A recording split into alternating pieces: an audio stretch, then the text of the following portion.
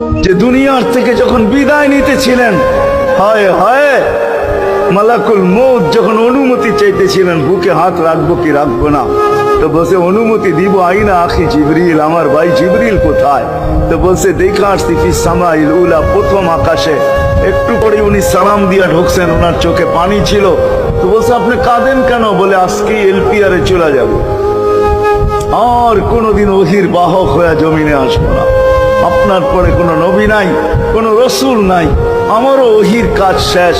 ওহির সুবাদে কখনো কখনো নৈকট্যময় জায়গায় চলে যেতাম, আজ থেকে আর যাওয়া হবে না। আমার চোখে পানি।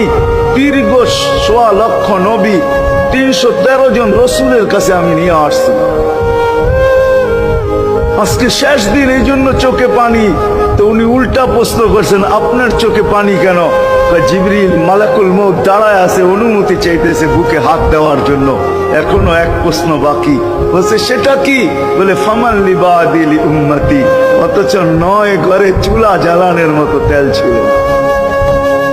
খাওয়া তো দূরের কথা, বাতি জ্বালানোর তেল ছিল না। আম্মা জান আয়েশা রাদিয়াল্লাহু তাআলা আনহা বলেন, যদি তেল থাকতো তো খিদার তাড়না এতটুক ছিল, আগে তেল পান করে নিতাম। হাদিস উঠায় দেখেন, লেখা আছে ৯ ঘর ছিল, ৯ ঘর।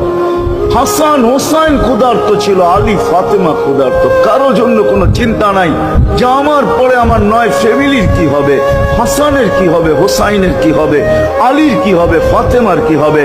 যেই সময় চাইতেছেন ওই সময় বলতেছে, জিবরিল আমার পরে উম্মতকে কে দেখা রাখবে?